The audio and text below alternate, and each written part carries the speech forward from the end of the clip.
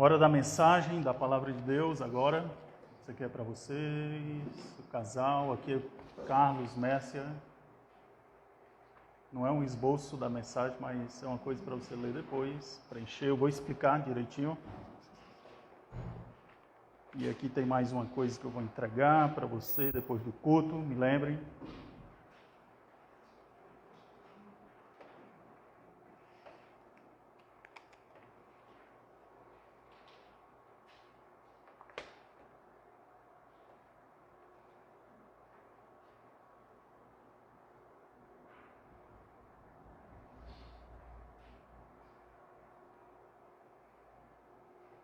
Esse dezembro tivemos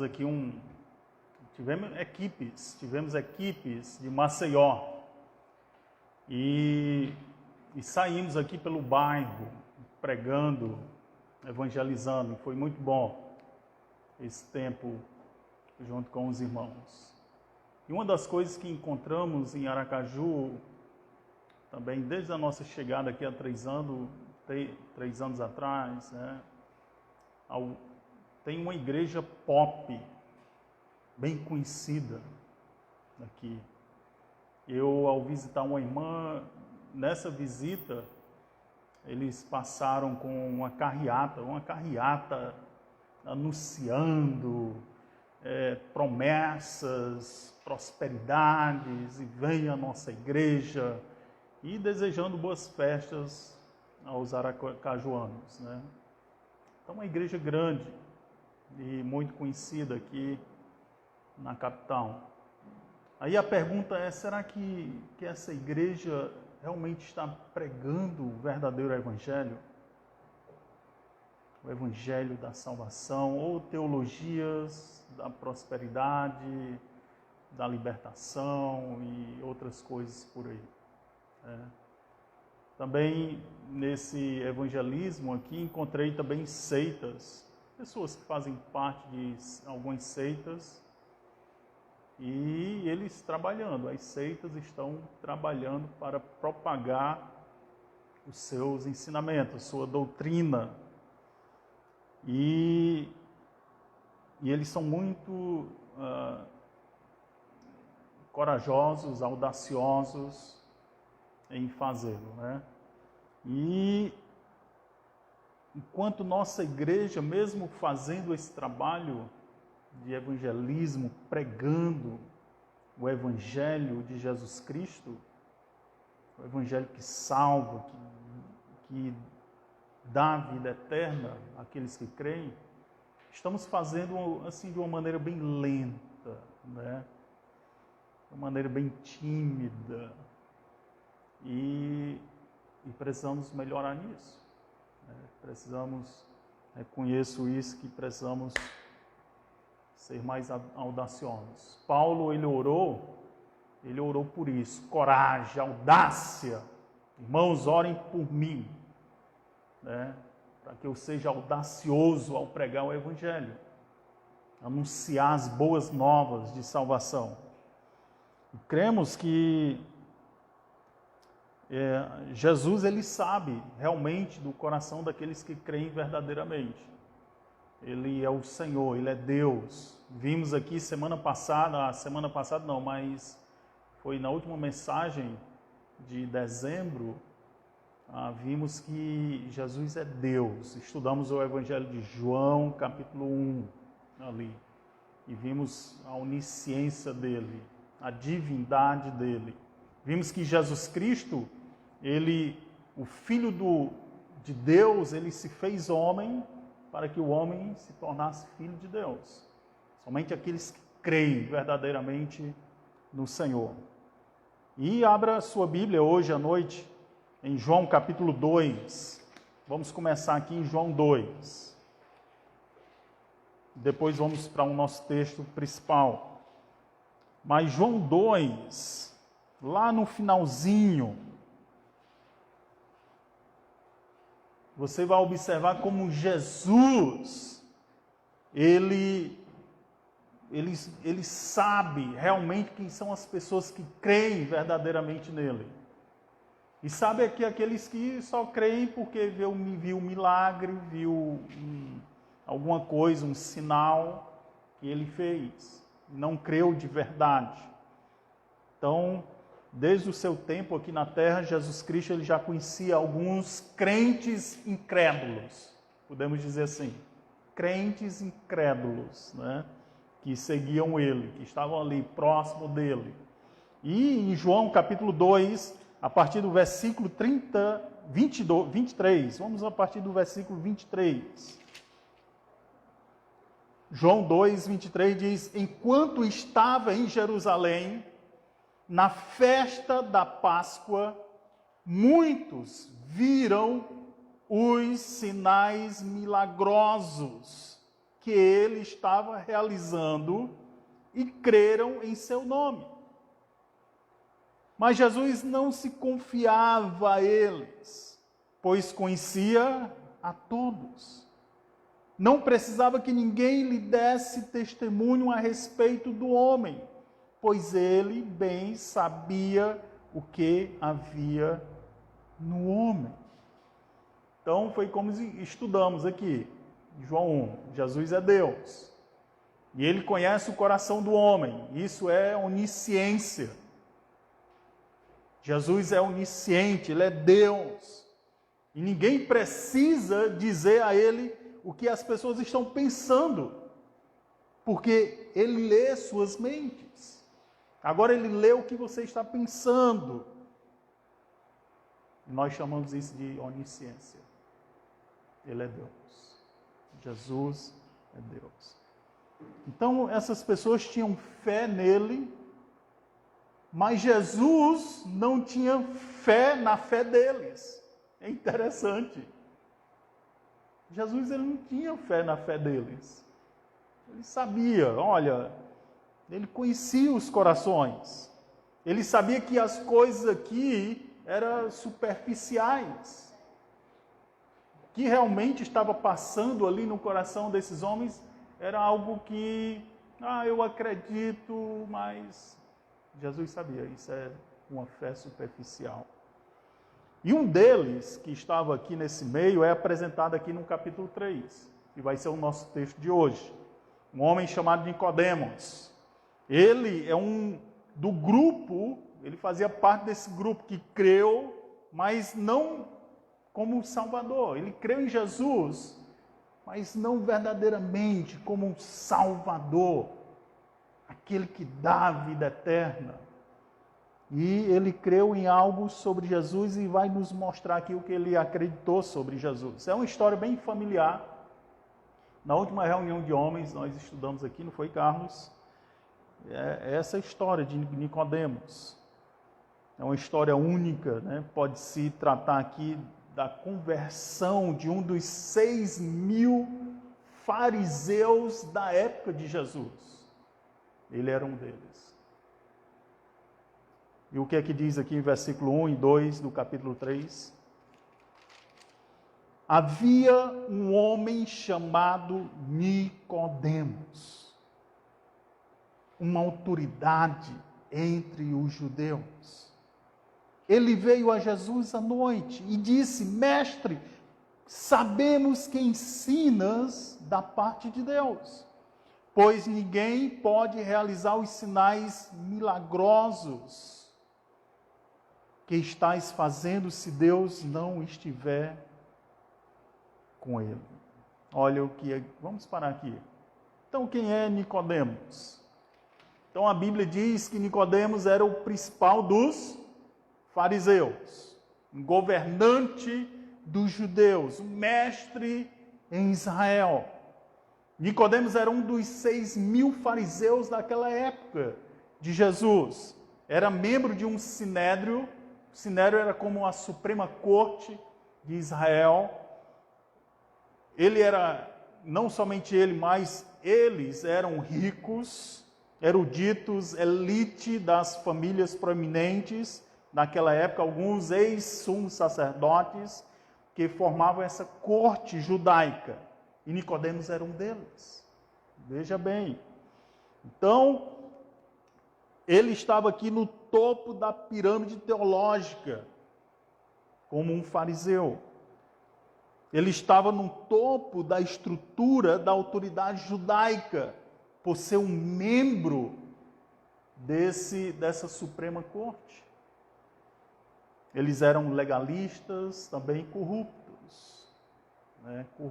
Eles odiaram quando Jesus foi lá e expulsou os cambistas do templo.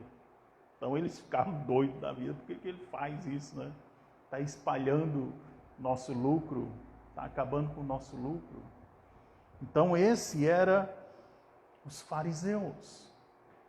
E se você der uma olhadinha lá para Mateus 23, vamos lá para Mateus 23, você só marca aí, que nós vamos voltar para isso, certo? Marca com uma folha e volta para Mateus. Mateus é antes de João, Lucas, Marcos, Mateus. Vamos lá. Não é muito longe não. Tá aí, ó. Você só volta um pouquinho, você vai encontrar Lucas, Marcos e Mateus 23. Mateus 23. Olha aqui o que Jesus fala desses fariseus, incluindo Nicodemos.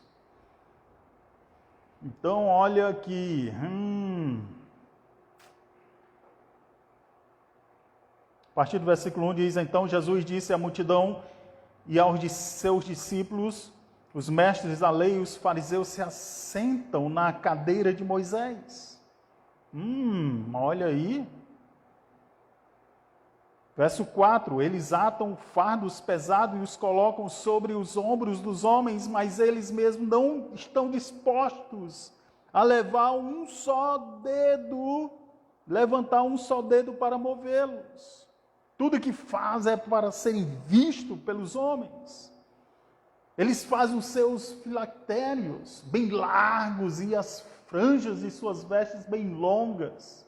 Gostam do lugar de honra nos banquetes e dos assentos mais importantes nas sinagogas. De serem saudados nas praças e de serem chamados mestres. Aí lá no versículo, aqui no versículo 13, olha o que Jesus fala: ai de vocês, mestres da lei e fariseus hipócritas, vocês fecham o reino dos céus diante dos homens? Vocês mesmos não entram, nem deixam entrar aqueles que gostariam de fazê-lo. Ai de vós, ai de vocês, mestres da lei e fariseus hipócritas, vocês devoram as casas das viúvas e, para disfarçar, fazem longas orações, por isso serão castigados mais severamente. Ai de vocês, mestres da lei e fariseus hipócritas, porque percorrem terra e mar para fazer um convertido, e quando conseguem, vocês o tornam 2 vezes mais filhos do inferno do que vocês. Ai de vocês, guia de cegos, pois dizem: se alguém jurar pelo santuário, isso nada significa, mas se alguém jurar pelo ouro do santuário, está obrigado por seu juramento. Cegos, insensatos, que é mais importante, o ouro ou o santuário que o santifica o ouro? Vocês também dizem: se alguém jurar pelo altar, isso nada significa, mas se alguém jurar pela oferta que está sobre ele, está obrigado por seu juramento. Cegos, que é mais importante, a oferta ou o altar que santifica a oferta? Portanto, aquele que jurar pelo altar, jura por ele e por tudo. Então, gente, olha o que Jesus vai falando, versículo 23, ai de vocês, mestres da lei, fariseus hipócritas. Lá no 25, ai de vocês, mestres, fariseus hipócritas. Verso 27, ai de vocês, mestres da lei e fariseus hipócritas. 29, ai de vocês, mestres da lei, fariseus hipócritas. 33, ele termina dizendo: serpente, raça de víboras, como vocês escaparão da condenação do inferno? Voltando aqui para João capítulo 3, esse era Nicodemos. Nicodemos era um deles. Só que secretamente Nicodemos foi lá falar com Jesus. Ficaria muitos nas vistas se ele tivesse ido durante o dia. Ele mesmo iria levar uma lenhada, provavelmente seria expulso do sinédrio. Se os outros fariseus o vissem falando com Jesus. Por isso que ele foi secretamente. E ele reconhece Jesus como um professor. Versículo 2 diz: disse-lhe, mestre, nós sabemos que você veio de Deus como um mestre por causa dos sinais que você faz. Então ele reconhece os sinais e que esses sinais que foram feitos por Deus. Não, ele não tem explicação desses sinais que foram feitos por Jesus, mas ele diz, olha, esses sinais nós acreditamos que foi feito por Deus. Deus tem que estar com ele. Ele concordou aqui como as outras pessoas sobre os sinais, sobre as maravilhas, mas ele não tinha explicação para os sinais, as maravilhas que Jesus havia feito. Agora é interessante, gente, ele não está sozinho, crendo nessas coisas sozinho, porque ele diz, nós sabemos, olha aí o verso 2, nós sabemos que você veio de Deus. Jesus estava ouvindo Nicodemos, o argumento, mas Jesus já sabia o que estava no coração dele. E Nicodemos fazia parte daquele grupo do capítulo 2, que observava os milagres, mas Jesus viu os milagres, eram testemunhos oculares, né, dos milagres, mas Jesus conhecia o coração dele. Olha aqui, né? Isso é uma prova da autenticidade dos milagres de Jesus. Os próprios fariseus viram os sinais, creram nos sinais, né? Então, como os outros, não havia mudança em seu coração.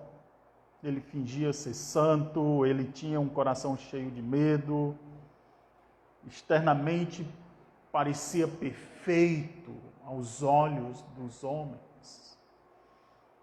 Eles têm tudo isso do lado de fora, mas Jesus conhecia a podridão dos seus corações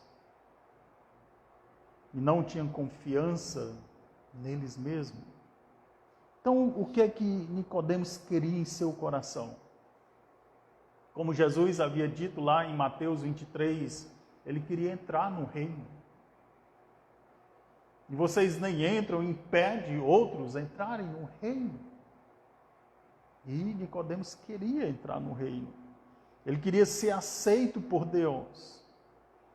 Ele queria estar no reino dos redimidos, aqueles que são salvos do julgamento. Eles temiam o julgamento de Deus. Ele queria estar em um relacionamento com Deus para sempre, né? Então essa pergunta era a pergunta no seu coração. Jesus sabia que ele estava perguntando isso, ele queria saber disso. Era a pergunta daquele jovem rico em Mateus 19, que ele pergunta o que devo fazer para ter vida eterna. Agora isso não é perguntado por Nicodemos, mas Jesus conhecia a mente dele, né? Agora, irmão, vamos passar da preocupação do pecador para a palavra agora do Salvador. Versículo 3, olha aí. Em resposta. Por que em resposta? Ele perguntou alguma coisa? A pergunta estava na sua mente, no seu coração. E Jesus responde. Digo-lhe a verdade, ninguém pode ver o reino de Deus se não nascer de novo. Nicodemos, ninguém pode nascer no reino de Deus se não nascer de novo.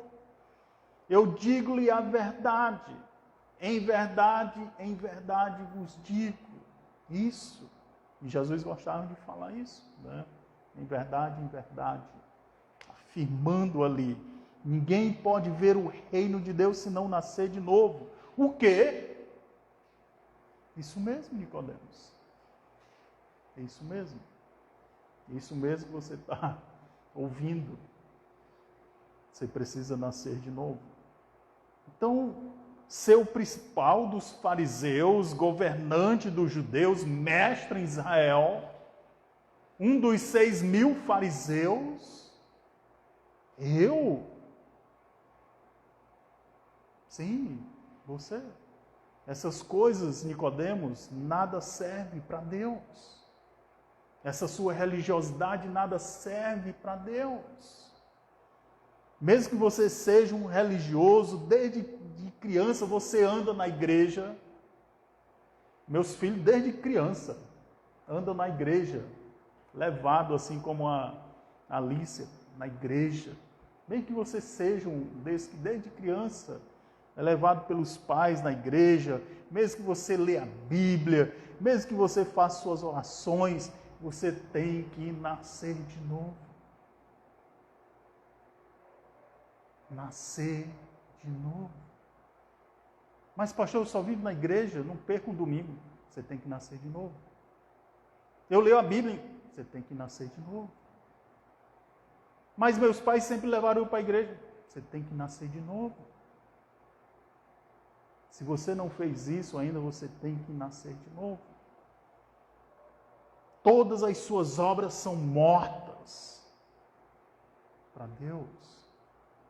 Você não tem relacionamento com Deus. Para ter esse relacionamento, você tem que nascer de novo. Em Efésios 2:1, estudamos toda a epístola aos Efésios. Lá em capítulo 2, verso 1, diz que estamos mortos nos nossos delitos e pecados. Aí 2, 8 e 9 diz, porque pela graça sois salvos mediante a fé, isso não vem de vós, é dom de Deus, não por obras. Não por obras, para que ninguém se glorie. E Nicodemo entende a figura de linguagem sobre o novo nascimento e pergunta a Jesus. Ele estava entendendo essa ilustração aqui. Versículo 4, ele diz, como alguém pode nascer sendo velho? É claro que não pode entrar pela segunda vez no ventre de sua mãe e renascer. Isso é impossível, Jesus. É isso mesmo que Jesus está querendo dizer. É isso mesmo que Jesus estava transmitindo para Nicodemos. É impossível. É possível você voltar para o ventre da sua mãe e nascer de novo? É possível? Não. É impossível. E Jesus está dizendo, é impossível. A salvação por suas obras é impossível. Só Deus. Só Deus. Nenhuma contribuição sua é capaz de colocar você no reino de Deus. Nenhuma contribuição. Jesus não disse para Nicodemos, olha Nicodemos, você é um bom homem. Você é um homem muito religioso. Olha, faça apenas essa oração. Jesus disse isso? Não. Faça apenas uma oração. Vem aqui, deixa eu orar por você. Não. Isso não é nascer de novo. Versículo 5 diz o seguinte, respondeu Jesus, digo a verdade, ninguém pode entrar no reino de Deus se não nascer da água e do Espírito. Nós falamos sobre isso na última quarta com os homens, foi? Nascer da água e do Espírito. Então, nascer da água, logo alguém respondeu e todas as pessoas já respondem que nascer da água significa o quê? O que é água? Ninguém sabe. Nascer da água e do Espírito. Mas o que está na sua mente aí, você está pensando em quê? Batismo. E não é batismo. Quando Jesus está falando aqui para Nicodemos, Nicodemos, olha, você tem que nascer da água. E não, essa água aqui não significa batismo, pois o batismo não é essencial para a salvação. A gente tem relatos aqui na Bíblia que pessoas estavam com Jesus no paraíso e nunca foi batizado. Morreu sem ser batizado, mas estava com o Senhor. Mas aqueles que aceitaram Cristo, que tiveram a oportunidade para ser batizados, foram batizados, mas não é essencial para a sua salvação. O batismo não salva. Mas pastor, e que água é essa? Outra coisa que nós falamos aqui com o Carlos e um visitante que estava aqui, era essa água é o nascer físico. Não foi, Carlos? É a bolsa que estoura da mulher e a criança está lá, né, envolvido com água e estoura. Mas também não é isso. Né? Não significa nascer fisicamente, porque Nicodemos já tinha nascido fisicamente. Nós já nascemos fisicamente. Então, isso não cabe. Olha, você tem que nascer fisicamente para... Não. Nós já nascemos.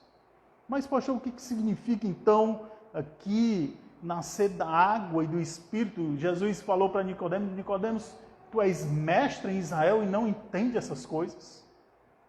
Você não entende, você não estuda o Antigo Testamento, você não é um mestre do Antigo Testamento, da teologia do Antigo, e você não entende essas coisas. Você deveria saber.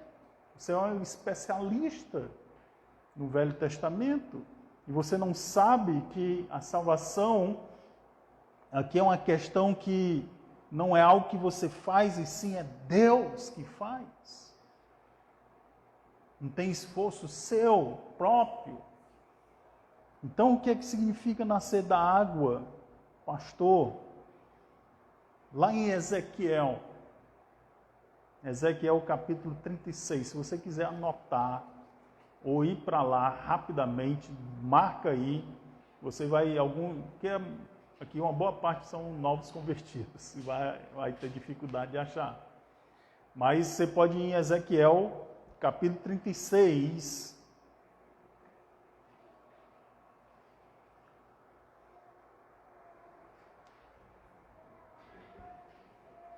Lá no Antigo Testamento, Ezequiel. Você está em Isaías, depois Jeremias, né? Depois de Jeremias, Lamentações, depois Ezequiel, depois é Daniel, depois Osés, Obadias, Jonas, Miqueias. Então vamos lá, Ezequiel. Achou, Sandra? Capítulo 36. 36. Olha aí. A Sandra já achou. Então isso significa que o Carlos já está lá. Então vamos lá, Ezequiel 36. Olha o que a palavra de Deus diz aqui. 36.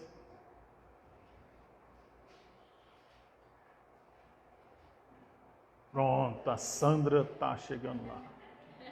Chegou, Sandra? Então vamos lá, 36, versículo 25. Olha aí, eu quero que vocês acompanhem isso aí. Versículo 35, 25. 36, capítulo 36, verso 25. Maiara está lá? Yasmin?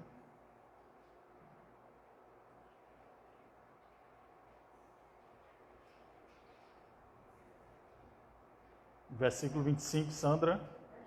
Achou? Vamos lá. O Elito está assistindo, viu? Não. Aspergirei o quê? Água pura sobre vocês. E vocês ficarão o quê? Puro.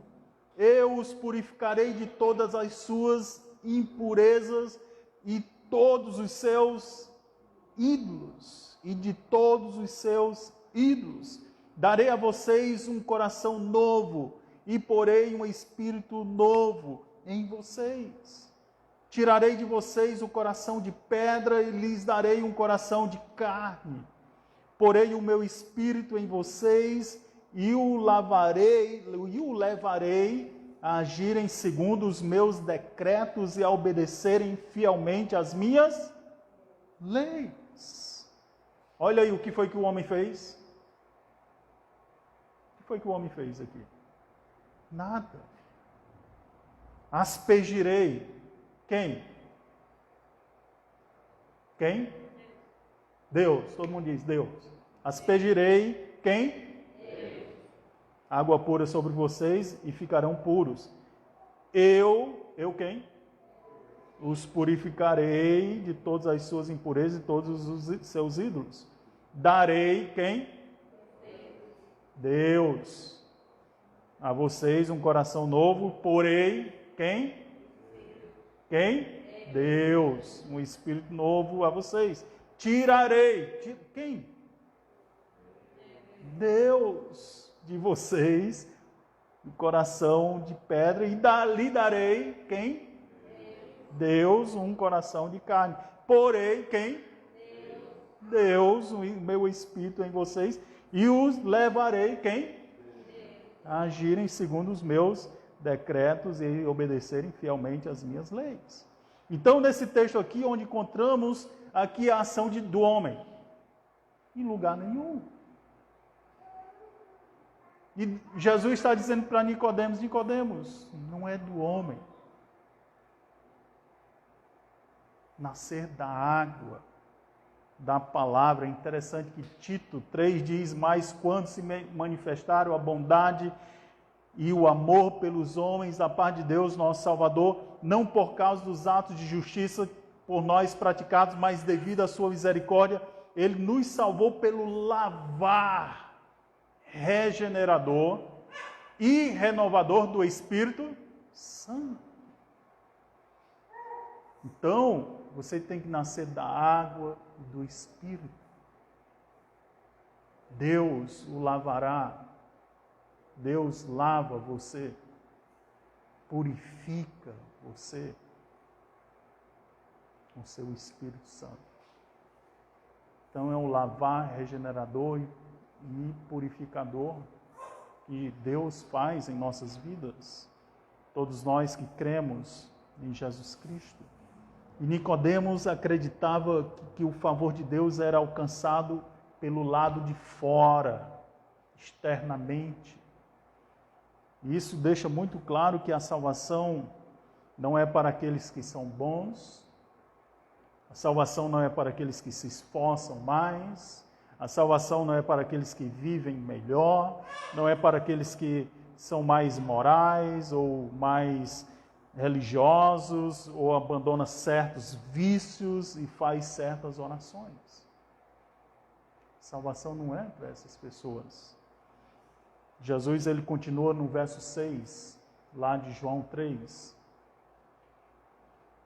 João 3, ele diz, o que nasce da carne é carne, mas o que nasce do Espírito é Espírito. A carne, gente, ela foi corrompida pelo pecado desde a queda. E eles acreditavam, mesmo os fariseus, a carne não serve para nada.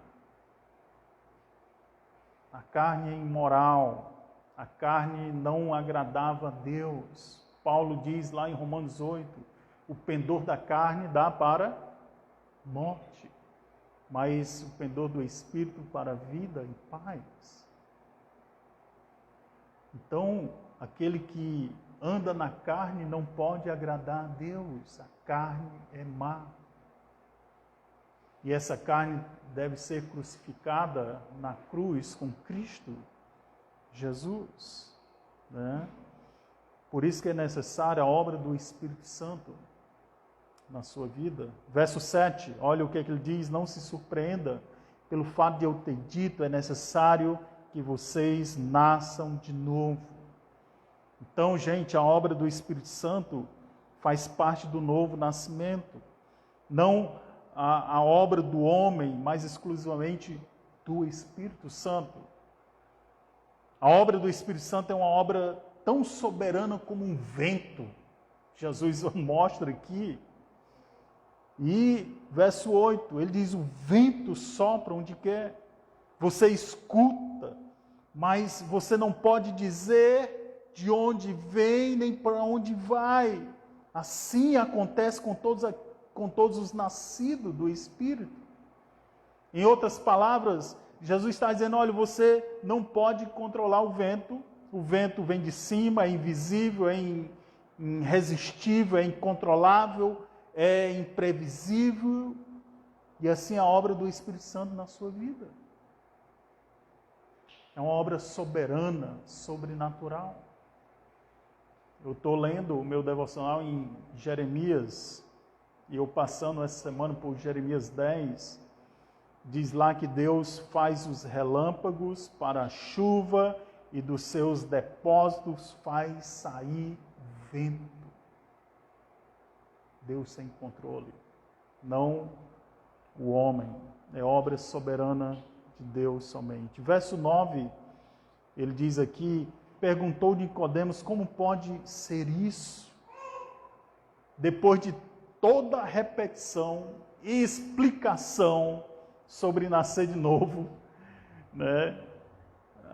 Que não vem de homem, é somente de Deus, pelo seu Espírito, com base bíblica, essas ilustrações terrenas. E Nicodemos pergunta: como é isso?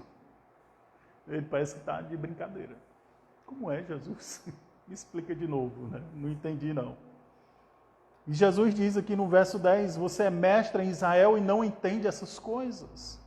Apesar de todo o conhecimento que você tem, teológico, do Velho Testamento, de todo o conhecimento que você tem, olha, Jesus estava trazendo a Nicodemos algo que ele nunca realmente soube de verdade, que era nascer de novo. Nicodemos tinha aqui um problema, e é um problema da maioria das pessoas. Pode ser o seu problema hoje à noite. Sabe qual era o problema de Nicodemos? Ele não acreditava. Ele não confiava. Ele não cria, sinceramente, do seu coração. Esse era o problema de Nicodemos, era um problema meu também no passado. O problema era a incredulidade. Olha aqui, verso 11 e 12, acompanha isso aí. Está mostrando aqui o problema do Nicodemos e pode ser o seu problema. Assegurou-lhe, verso 11, que nós falamos o quê? Asseguro-lhe que nós falamos do que conhecemos e testemunhamos do que vimos. Mas mesmo assim vocês não aceitam. Vocês não aceitam o nosso testemunho. Olha aí o próximo.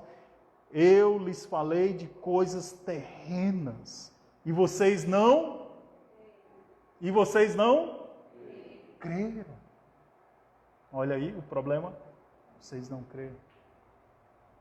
Vocês não acreditam. Vocês não aceitam. E como crerão se eu vos falar de coisas celestiais? Então você não crê. Esse é o problema. Você não crê. Você não acredita no meu testemunho. Esse é o problema. Você não acredita. Você não entende as coisas terrenas nem as celestiais. Você não crê. Você não aceita. Esse é o principal problema do pecador. você não crê. E Ele conhece o seu coração, conhece o seu problema. Versículo 13 a 15 diz, acompanha aí na sua Bíblia: ninguém jamais subiu ao céu, a não ser aquele que veio do céu, Filho do homem. Da mesma forma como Moisés levantou a serpente no deserto, assim também é necessário que o Filho do homem seja levantado, para que todo o que nele crê tenha vida eterna. Jesus estava falando aqui sobre a sua cruz, a obra de Jesus e não a obra do homem. Estava falando da sua obra, salvação. E a única coisa que se aplica ao pecador aqui, nesses versículos, é o quê? Crer. Crer. Crer. Você precisa crer. E foi exatamente chocante, isso foi chocante para Nicodemos. Talvez seja chocante para você também. Deus esteja cutucando você. O Espírito Santo esteja torcendo aí o seu coração. Diz, puxa, eu já falei que eu confiei em Jesus, eu falo que eu creio em Jesus, eu falo, mas realmente, verdadeiramente, eu nunca fiz isso, de verdade. Né?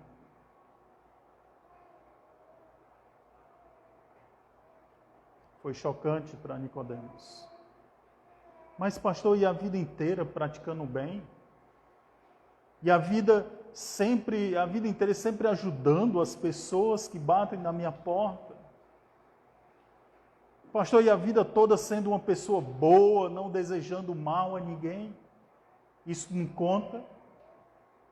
Pastor, e a minha vida indo à igreja, dando contribuições? E minha vida sendo submissa ao meu marido, eu amando minha esposa? Uma vida de obediência aos pais, isso não conta? E todas as minhas conquistas, isso não conta? Jesus está dizendo para você, você precisa nascer de novo. Crer em Jesus. Jesus está dando aqui a pior notícia para você. Você desperdiçou a sua vida toda. Você desperdiçou a sua vida inteira. E você acabou não depositando ainda a sua fé em Jesus Cristo. Uma fé genuína de todo o coração. Jesus, ele contou uma parábola dizendo que um homem, a vida inteira, foi juntando riquezas. O celeiro dele não coube mais, ele construiu outro maior e foi juntando. E ele disse, olha, no dia que você for prestar contas com Deus, e você que estiver diante de Deus, ele vai perguntar ele vai chamar logo você de louco. Tudo isso que você tem preparado para quem será? Hoje eu estou pedindo a sua alma. Vida inteira. Para nada, se não confiar em Jesus como seu Salvador. Aquele jovem rico, ele disse para Jesus, Senhor, eu tenho obedecido tudo desde a infância. Isso não vale? Você desperdiçou sua vida toda. Se você não confiou em Jesus como seu Salvador.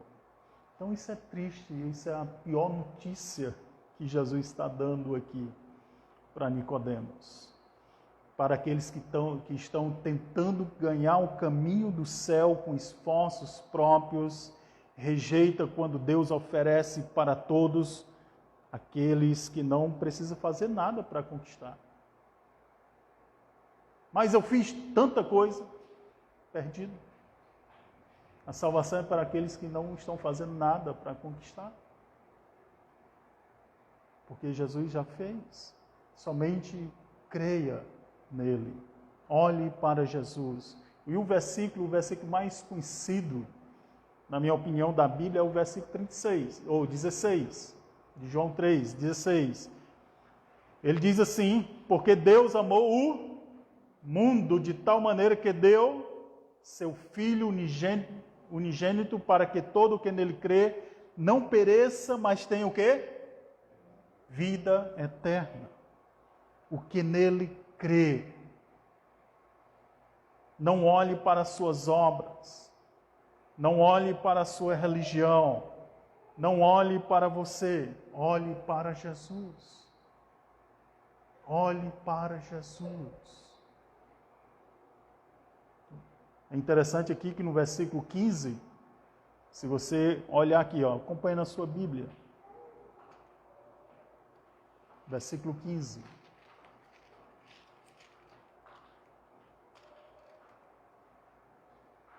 Capítulo 3, 15 diz o seguinte. Da mesma aqui, 15, para que todo o que nele... Só isso, para aí. Para que todo o que nele... Versículo 16. Porque Deus amou o mundo de tal maneira que deu o seu Filho unigênito para que todo o que nele...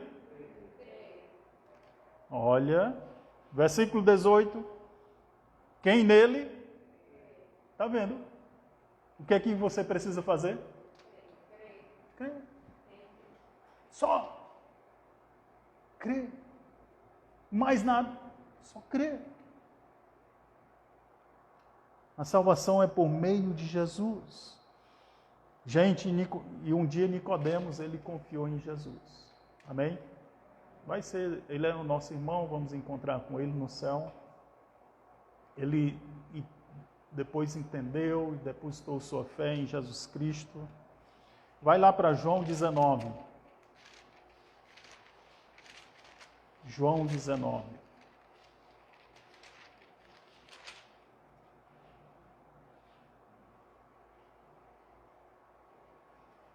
João 19 diz, vamos, versículo 38.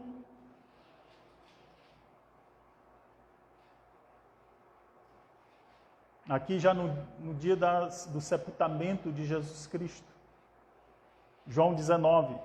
Achou, Paulo? Versículo 38.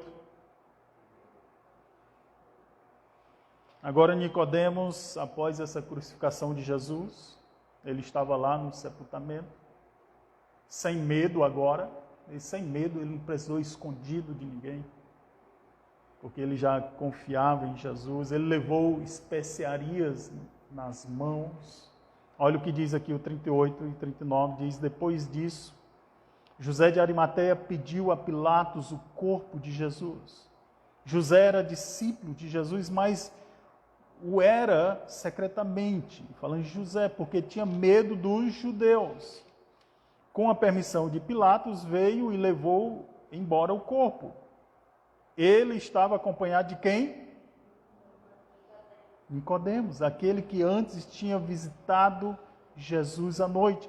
E Nicodemos levou cerca de 34 quilos de uma mistura de mirra e aloés. Tomando o corpo de Jesus, os dois o envolveram em faixas de linho com as especiarias, de acordo com os costumes judaicos de sepultamento. Isso era para combater o odor, né, do corpo morto, essas especiarias. E é interessante que não precisou por muito tempo, porque ao terceiro dia, Jesus ressuscitou. Jesus, ele ressuscitou ao terceiro dia. Pastor, o que eu levo para a minha vida hoje à noite com essa mensagem aqui? Então, é interessante que Jesus, ele decidiu nos salvar. Foi ele.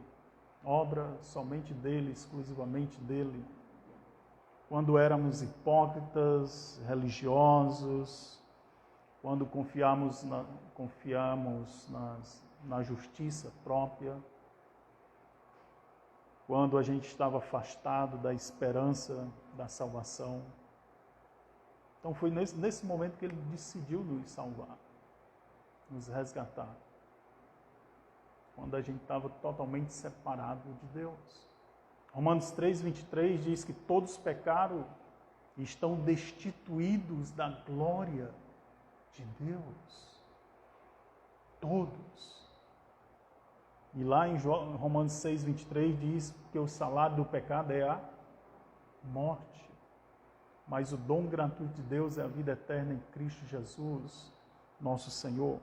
Então todos nós nascemos inimigos de Deus, afastados de Deus, mortos nos nossos delitos e pecados. E você não pode fazer nada, absolutamente nada, para ser salvo. Você sabe o que é nada? É nada. Você pode fazer. Nada o seu vizinho pode fazer. Nada o seu professor pode fazer. Nada o seu aluno pode fazer. Nada o seu familiar pode fazer para ser salvo.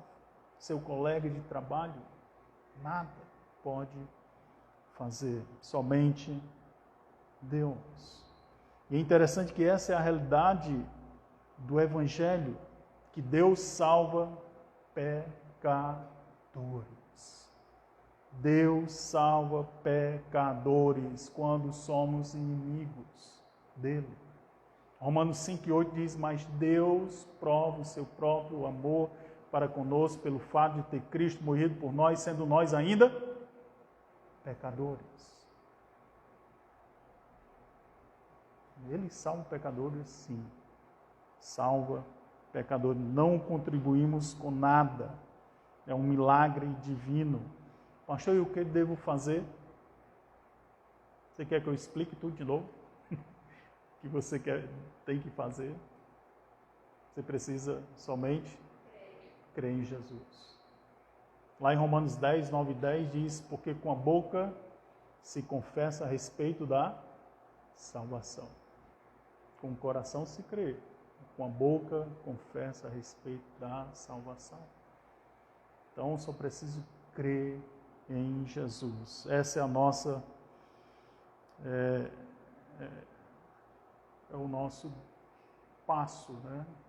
É só crer, confiar naquilo que Jesus Cristo fez por nós. Então, se você não fez isso ainda, como o irmão Técio falou, na hora do louvor, hoje você tem a oportunidade de fazer isso. Eu quero Jesus. É possível que você vai se sentir envergonhado do que seus familiares vão falar, ou seus colegas vão falar da rua, os colegas do trabalho vão falar. Como é? Você é crente agora? Sou. Pode ser que você tenha vergonha disso. Mas se você se envergonhar, você será envergonhado um dia. Um dia, se você rejeita Jesus hoje, um dia você vai estar diante dele. Pastor, e eu sou crente, eu já fiz uma decisão em Cristo, conheço a verdade. E o que me cabe? Você sabe qual é a sua vocação? É você levar o Evangelho aos perdidos. Deus lhe chamou para isso, para proclamar o Evangelho. As igrejas, elas têm se distraído com tanta coisa e deixado de lado a coisa que é primordial, que é a proclamação do Evangelho. Então a gente tem que ter cuidado para não se distrair com outras coisas e esquecer essa parte, né? Esquecer aquilo que Jesus Cristo nos mandou fazer. Então anuncie o Evangelho. Romanos 10 diz ainda que quão formosos são os pés do que anunciam as coisas boas, as boas novas. E o que devemos fazer é isso, anunciar o Evangelho. Não queremos ser uma igreja pop, mas queremos ser uma igreja evangelizadora, que leva o Evangelho aos perdidos, né?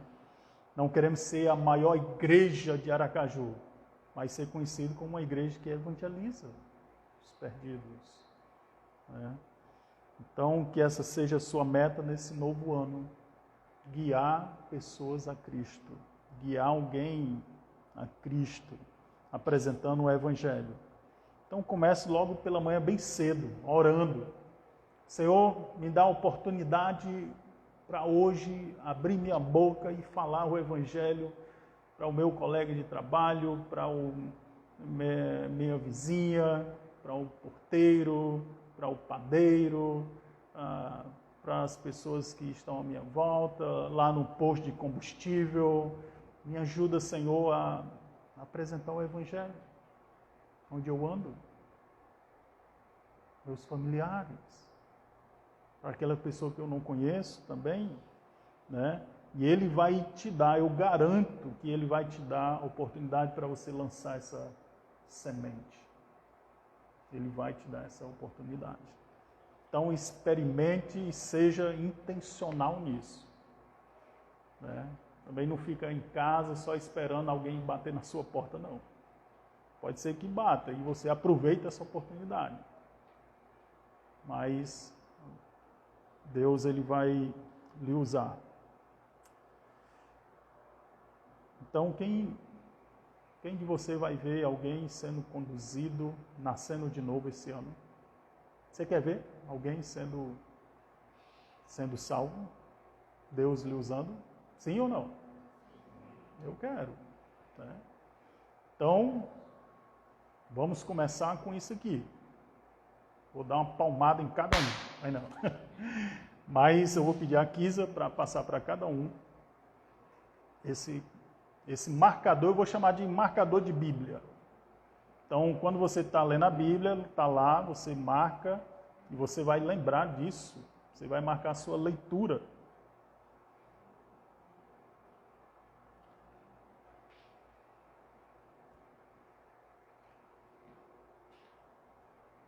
Olha aí, neste ano de 2021, na dependência do Espírito Santo, me esforçarei para evangelizar Zezinho, seu Chico, a Dona Maria, Pedrinho, pode ser criança, pode ser adolescente, pode ser jovem, pode ser um idoso. Aí você vai colocar o nome de 100 pessoas aqui. Não, nome de uma pessoa. Nós somos assim, vamos botar logo o nome aqui de... Não, uma pessoa. Esse ano, uma pessoa. É muito? Sim ou não? Não. Aí, olha o que Paulo diz: orem para que, permanecendo nele, eu fale com coragem, para que me cumpre fazer. Então você vai colocar o nome de uma pessoa, guarda na sua Bíblia, quando você estiver de manhã orando, e você vai lembrar daquela pessoa. Começa orando. Senhor, eu quero a salvação do meu genro. Deixa a Sandra riu, né? Quero a salvação, né, de fulano, Beltrano. Então me ajuda. Aí você tem um ano inteiro para falar de Jesus para ele. Pode ser que ele vai dizer, rejeitar, aquelas coisas, mas você persiste. Minha meta. Né? Aí assim, deixa com Deus. Você lança a semente, vai lançando, orando por ele. E Deus vai trabalhando, o Espírito Santo. Então essa é a aplicação para nós crentes. Né? A mensagem de hoje. Vamos orar? Pai querido, obrigado, Senhor, por hoje à noite. Essa mensagem, ó Deus, sobre salvação. Queremos agradecer a Deus por tão bela obra que o Senhor realizou um dia para nos salvar. Salvar da condenação eterna, do inferno. E hoje, ó Deus, ter a oportunidade de passar essa mensagem de boas notícias para outras pessoas. para aquela pessoa que nós amamos, que o Senhor ama também. E peço a Deus para que tenhamos coragem, ousadia, para divulgar, ó Deus, o Evangelho através também do nosso testemunho, para aquele que bate a nossa porta, que encontramos no caminho, aquele, ó Deus, que o Senhor nos dá. Ó Pai querido, nós pedimos que o Senhor salve aqueles que ainda não fizeram decisão para Jesus. E se alguém hoje aqui não fez uma decisão e quer fazer hoje, você pode levantar um dos seus braços. Nós vamos orar por você. Tem alguém que quer, se eu quero hoje aceitar Jesus como Salvador?